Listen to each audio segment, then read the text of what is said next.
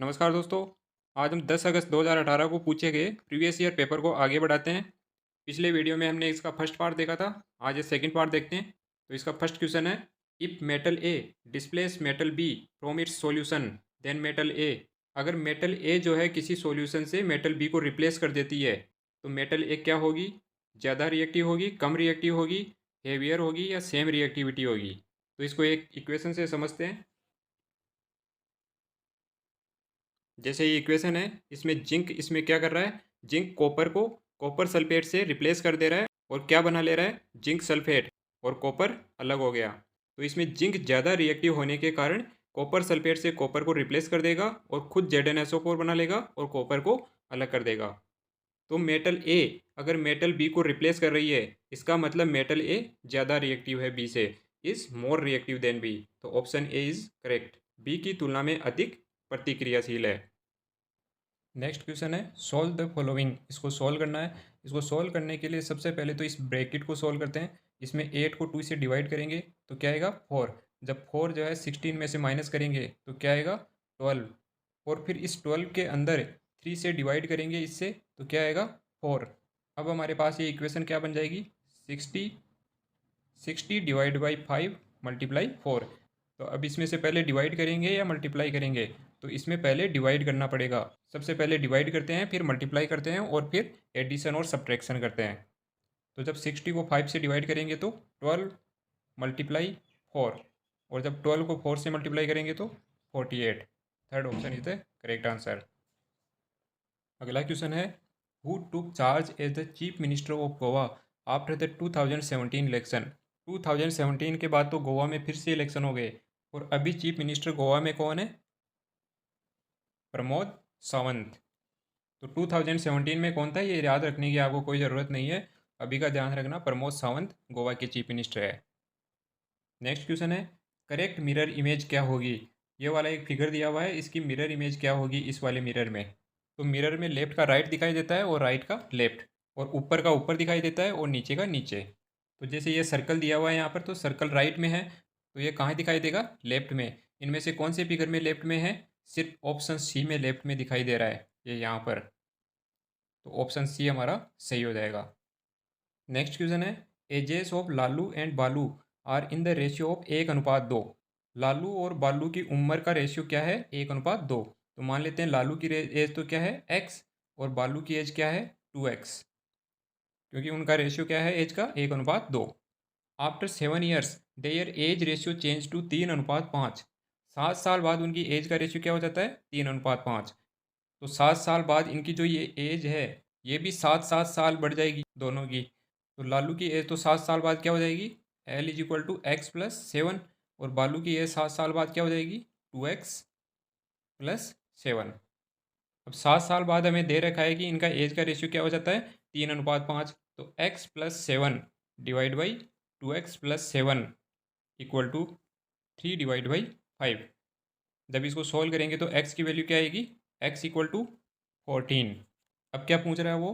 The elder person age is. जो बड़ा व्यक्ति है उसकी उम्र क्या हो जाएगी? तो बड़ा व्यक्ति इनमें से कौन है? बालू।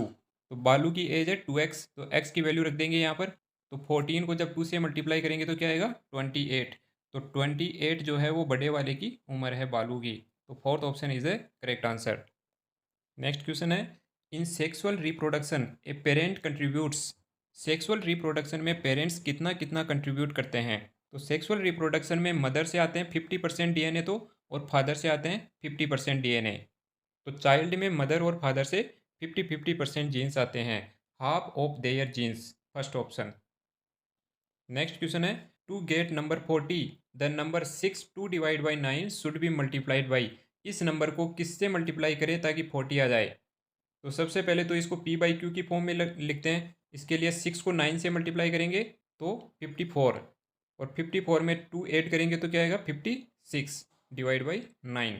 अब इसको किस नंबर से मल्टीप्लाई करें? तो उसको मान लेते हैं x, तो मल्टीप्लाई करने पर क्या आना चाहिए? 40 = 40। अब इस इक्वेशन को सॉल्व कर लेंगे और x की वैल्यू निकाल लेंगे। तो x की वैल्यू आएगी x = 40 × 9 डिवाइड बाई 56। जब इसको सॉल्व करेंगे तो आएगा 45 डिवाइड बाई 7। 45 डिवाइड बाई 7 या 7 3 डिवाइड बाई 7। अगला question, select the option that will correctly fill in the blank space in the following figure.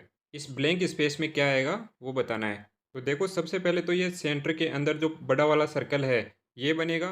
तो कैसे बनेगा ये, इस तरह से। तो इस स्क्वायर के अंदर ये वाला इस तरह से होना चाहिए इसकी शेप। तो फर्स्ट ऑप्शन में है, थर्ड में नहीं है क्योंकि ये कट लग गया, कट नहीं लगना चाहिए क्योंकि दूसरे फिगर में ये रेगुलर है सर्कल, फोर्थ में तो सर्कल है ही नहीं, सेकंड में भी बीच में कट लग गया किसी दूसरे शेप से, तो फर्स्ट ऑप्शन ही हमारा सही हो जाएगा। अगला क्वेश्चन है, which one of the following statements would be incorrect to use. इनमें से कौन सा स्टेटमेंट गलत तरह से यूज किया हुआ है। An atom of compound, A mole of an element, A mole of A compound, an atom of an element. तो सबसे पहले तो एटम्स क्या होते हैं, एटम्स होते हैं जैसे हाइड्रोजन, ऑक्सीजन, ये एटम्स होते हैं।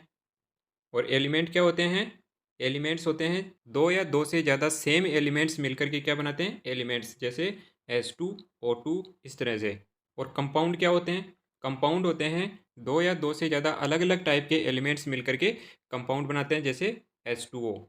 तो पहला ऑप्शन देखते हैं, पहला ऑप्शन क्या कर रहा है, an atom of A compound, atom से मिलकर के कंपाउंड बनते हैं, नहीं, मॉलिक्यूल से मिलके कंपाउंड बनते हैं। दूसरा ऑप्शन क्या कर रहा है, ए मोल ऑफ एन एलिमेंट, जैसे ये एलिमेंट है इसके कितने मोल है, तो ये स्टेटमेंट तो सही है। अगला क्या कह रहा है, ए मोल ऑफ ए कंपाउंड, ये कंपाउंड है इसका एक मोल, ये स्टेटमेंट भी सही है। चौथा क्या कह रहा है, an atom of an element, मतलब एटम से मिलकर के एलिमेंट बनता है, सही है। दो हाइड्रोजन से मिलकर के H2 बन गया, दो ऑक्सीजन से मिलके O2 बन गया। तो ये बाकी तीन तो सही है और इसमें गलत कौन सा है, फर्स्ट ऑप्शन। अगला क्वेश्चन है, which of the following organism can reproduce by regeneration and budding. Regeneration और बडिंग दोनों के द्वारा कौन सा ऑर्गेनिज्म जो है वो रिप्रोड्यूस होता है। तो सबसे पहले ऑप्शन में दिया है यीस्ट, खमीर, तो ये तो बडिंग से रिप्रोड्यूस होता है, ओनली बडिंग। और प्लाज्मोडियम, प्लाज्मोडियम मल्टीपल फिजन से रिप्रोड्यूस होता है। और हाइड्रा, हाइड्रा जो है वो रीजनरेशन और बडिंग दोनों से रिप्रोड्यूस होता है। और प्लेनेरिया, प्लेनेरिया बाइनरी फिजन से रिप्रोड्यूस होता है। इसमें इस प्लांट के पार्ट्स जो है वो ब्रेक हो जाते हैं, टूट जाते हैं और फिर नया प्लांट उसी में ग्रो हो जाता है। तो रीजनरेशन से प्लेनेरिया प्रोड्यूस होता है। लेकिन रीजनरेशन और बडिंग दोनों का यूज होता है किसमें, हाइड्रा में। तो ये था हमारा 10 अगस्त 2018 में आया हुआ एलपी टेक्नीशियन का सेकंड पार्ट। इसका थर्ड पार्ट आगे के वीडियो में आएगा। लेकिन उससे पहले, if you like this video, please like, share and subscribe our channel. Thank you.